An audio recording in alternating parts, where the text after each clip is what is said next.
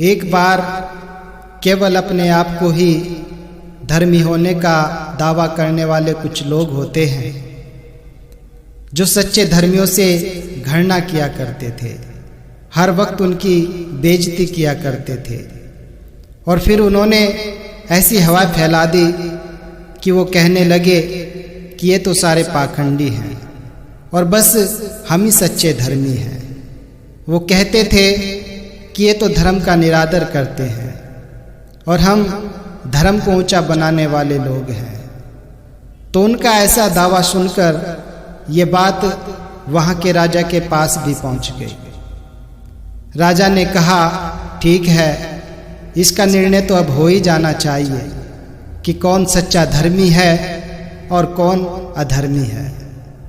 फिर उस राजा ने दोनों प्रकार के लोगों को अलग अलग कमरे में भेज दिया और ये शर्त लगा दी कि इनके हाथों में लकड़ी के टुकड़े इस तरह से बांध दिए जाएं कि जिससे इनके बाजू मुड़ ना सके और फिर इनके सामने भोजन परोस कर रख दिया जाए, अर्थात खाने की थाली इनके सामने रख दो और जो भी पहले इस भोजन को समाप्त कर लेगा तो उसको ही मैं ऊंचा दर्जा दूंगा, उसको ही मैं मानूंगा कि वही सच्चा धर्मी है और वही भक्त कहलाने के लायक भी है।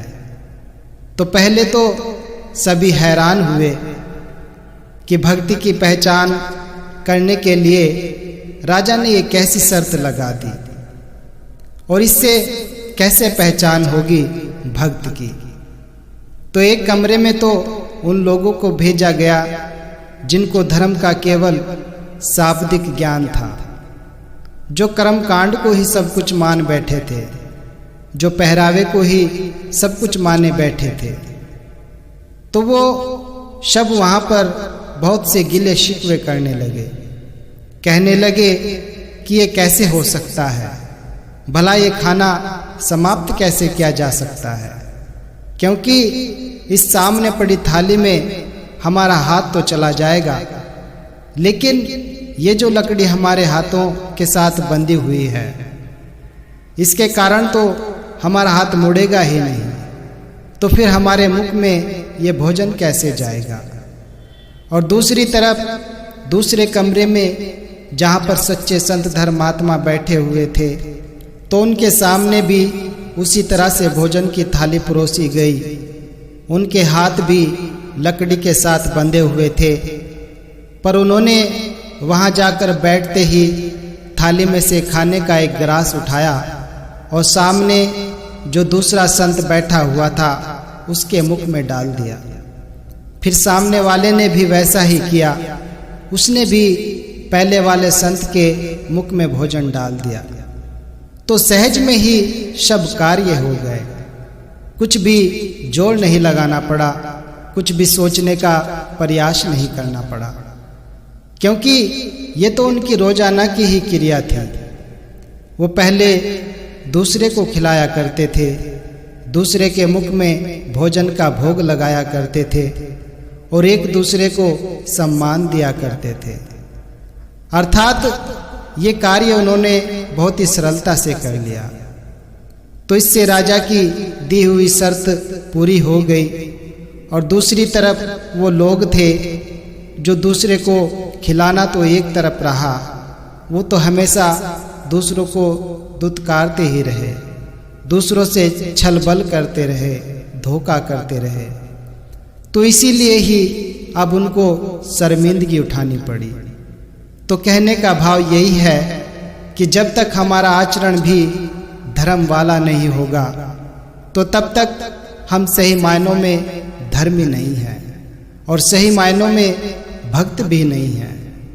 महापुरुषों ने इंसानों को यही एक रास्ता बताया है कि तजो सब भरम भजो पार ब्रह्म, कहे नानक यही अटल धर्म।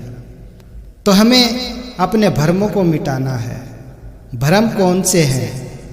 तो भ्रम यही है कि अपने पराये का भेदभाव करना, अपने आप को ही ऊंचा मानना और दूसरे को नीचा मानना। भ्रम यही है कि ये संसार जो मिथ्या है इसको हमेशा सच मानकर वैसा ही व्यवहार और इस्तेमाल करना। लेकिन ये सभी भ्रम तब दूर हो जाते हैं जब हम प्रभु को याद करते हैं। इसलिए महापुरुषों ने संसार में ऐसा बर्ताव किया है और सभी को यही देन भी दी है। तभी कहा गया है कि मानस की जात सभी में एक को पहचान। हमने संतों पीरों पैगंबरों को और उनकी शिक्षा को अवश्य याद करना है, लेकिन याद ऐसे नहीं करना है कि जैसे क्लास में कोई इम्तिहान देना हो या लिखित परीक्षा होती है या टेस्ट होता है तो बच्चा याद कर लेता है और सुना देता है, क्योंकि इस आध्यात्मिकता के रास्ते पर केवल इससे गुजारा नहीं होने वाला है। लेकिन इस याद को अगर हम अपने आचरण में प्रैक्टिकल में ले आएंगे तो वास्तव में वही याद हुआ करती है। तो उनके जैसी ही भावनाओं को अपनाना है। जिस प्रकार भगवान राम द्वारा सबरी को अपनाया गया है, किसी के लिए भी बुरा नहीं मांगा गया है, बल्कि जिन्होंने जुर्म किए हैं, जिन राजा महाराजाओं ने कत्लेआम किए हैं, जो उनके ऊपर क्रोध किया है, तो उनके लिए भी कहीं पर महापुरुषों का कोई ऐसा वचन नहीं मिलता कि फला कैटेगरी या फला इंसानों की जाति को छोड़कर सबका भला हो। क्योंकि महापुरुषों ने केवल जुबान से नहीं कहा है कि मानस की जात सब एक को पहचानो, बल्कि यह माना भी है, क्योंकि हर एक में प्रभु का ही नूर वास करता है। ये सभी प्रभु के ही बनाए हुए बंदे हैं और हर एक में प्रभु का ही निवास है। संतन के मन में रहत है सबके हित की बात, घट घट देखे एक अलग को पूछे जात न पात। तो इसलिए कहा है कि बुरे का भी भला करो और दातार से ये याचना और प्रार्थना करो कि दातार मेहर करे, कृपा करे कि इसके जीवन से भी ये बुराई, ये बुरी भावनाएं समाप्त हो जाए, इसके ऊपर भी निखार आ जाए। क्योंकि ये आत्मा तो निर्लेप है, इस आत्मा को तो हम जानते हैं, इसको हम प्रभु का अंश मानते हैं, लेकिन इसके ऊपर केवल मेल चढ़ जाती है। जैसे हम देखते हैं कि सूरज है, उसकी रोशनी है, हम बाहर मैदान में खड़े हैं, वहाँ सूरज की रोशनी मैदानों में भरपूर फैली है। एक बरामदे में हम कदम रखते हैं तो वहाँ सूरज की रोशनी वहाँ पर भी है। फिर हम एक कमरे में दाखिल होते हैं तो सूरज की रोशनी वहाँ पर भी पहुँच रही है, लेकिन अब थोड़ा कम पहुँच रही है। और हम थोड़ा ज़्यादा अंदर चले जाते हैं तो वहाँ पर भी जितनी रोशनी नज़र आ रही है, हालांकि वो भी उसी सूरज की है, लेकिन वहाँ पर थोड़ी सी और कम हो गई है। तो कम क्यों हो गई है, जबकि मैदानों में तो धूप खिली हुई थी, चारों तरफ उजाला था। लेकिन क्या अब कोई फर्क पड़ गया है? क्या दूसरे कमरे में सूरज ने अपना रूप कम कर लिया है, अपना दायरा कम कर लिया है, या उसके अंदर वाले कमरे में अपना तेज कम कर लिया है? तो सूरज तो वही है और वैसी ही वो अपनी रोशनी भी दिए जा रहा है, लेकिन हमने ही बीच में मोटी दीवारें खड़ी कर दी हैं जो उस रोशनी को कम किए जा रही है। इसी तरह से हमारे मन के ऊपर भी परतें पड़ी हुई हैं, ये वैर ईर्ष्या नफरत की भावनाएं पड़ी हुई हैं जो इस रोशनी को कम कर देती हैं। जैसे एक बल्ब जला होता है तो उसके ऊपर हम जितना जितना कागज चढ़ाते जाएंगे तो उतनी उतनी उसकी रोशनी कम होती जाएगी, लेकिन उस बल्ब के अंदर जो रोशनी जल रही है वो तो पूरी जल रही है, मगर बाहर की परतें डालकर उस रोशनी से फायदा नहीं उठाया जा रहा है और चारों तरफ अंधकार फैला हुआ है। तो इसी तरह से हर एक में इस प्रभु का निवास है, हर एक में इस प्रभु का नूर वास कर रहा है, लेकिन ये अभिमानी और लालसाओं से भरा हुआ मन, ये अहंकारी मन इस आत्मा को दुख देने वाला साबित हो जाता है। जैसे आपने खेलों में देखा होगा कि अक्सर खेल में लंगड़ी दौड़ या 3 टांग की दौड़ जब खेला जाता है तो 2 इंसान भागते हैं और उन दोनों का एक एक पांव आपस में बांध दिया जाता है, एक का दाहिना पांव और एक का बायां पांव। फिर दोनों को बांधकर भगाया जाता है। लेकिन उन दोनों में अगर एक थोड़ी सी भी गलती कर जाता है तो वो दूसरे को भी ले डूबता है और वो दूसरा भी वहीं पर गिर पड़ता है। तो इसी तरह से हमारा मन भी सब कुछ करने कराने वाली इस आत्मा को भी कष्ट देता है, हमारी आत्मा को आवागमन के बंधन में डाले रखता है। तो इसलिए हमने इस काम को अवश्य करना है। इस प्रभु परमात्मा, इस अकाल पुरख के साथ अपना नाता जोड़ना है और इसी से ही जुड़ने के लिए संतों महापुरुषों के द्वारा इंसानों को याद दिलाया जाता है कि वास्तविक धर्म क्या है। करो विनती सुन मेरे मिता, संत टहल की वेला, इहा खाटी चली हरिला, आगे बसन सुहेला। हम आज खुद को बड़े से बड़ा भक्त कहलाना चाहते हैं।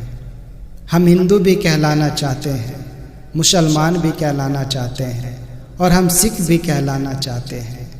फिर चाहे इसके लिए अगर हमें मासूमों की जान भी लेनी पड़े तो हम हर वक्त तैयार रहते हैं। लेकिन हमें ये विचार करना होगा कि पहले हम इंसान भी बन पाए हैं कि नहीं, अच्छाई हमारे जीवन में आई है कि नहीं। क्योंकि अगर अच्छाई या इंसानियत हमारे जीवन में नहीं आई है तो फिर हम ना हिंदू हैं, ना ईसाई हैं, ना मुसलमान हैं और ना सिख हैं। अर्थात हमारे अंदर पहले अच्छाई का आना जरूरी है। यही तो मूल है। जैसे एक बीज को बोया जाता है और अगर हमने कीकर का बीज डाला है तो क्या हम कह सकते हैं कि हमें बड़ा ही अच्छा आम प्राप्त हो गया है, ये आम का पेड़ बन गया है। तो जिस तरह से बीज तो कीकर के डाले जा रहे हैं, फिर तो कांटे ही प्राप्त होंगे। तो इसी तरह से अगर हमारा मूल दया है, फिर उसके ऊपर जो भी इमारत खड़ी की जाएगी तो वो खूबसूरत ही होगी। हमें एक अच्छा फलदार पेड़ प्राप्त हो सकता है। लेकिन अगर हमारे मूल में ही घृणा और नफरत बोई हुई है, अगर दूसरे का नुकसान होता देखकर हमारे मन में खुशी होती है, तो हम कौन से धर्मी हैं, हम कौन से धर्म का पालन कर रहे हैं और हम कौन से भक्तों की श्रेणी में आ गए हैं। दास के कहने का भाव यही है कि सबसे पहले हमारे अंदर अच्छाई का आना जरूरी है, क्योंकि अच्छाई के बगैर कोई आदमी धर्मी हो ही नहीं सकता है। कोई भी अच्छाई नहीं हो सकती है। इसलिए इतिहास पढ़कर विद्वानों को कहना पड़ता है कि जितनी जंगें, जितने खून खराबे धर्म ने कराए हैं, शायद ही किसी और मुद्दे ने कराए हों। धर्म को न जानना ही वास्तव में लड़ाई का कारण होता है। अर्थात इंसानियत के धर्म को जो जान लेता है, वास्तव में फिर वही संसार में उन्नति को प्राप्त करता है, वही अपने जीवन को भी सफल बनाता है, वही अपना परलोक सुहेला करता है। और जितनी देर भी उसका ये जीवन का सफ़र हो रहा है, वो इस सफ़र में हर एक को अपनाता जाता है। तो यही हम सबका भी मूल धर्म बन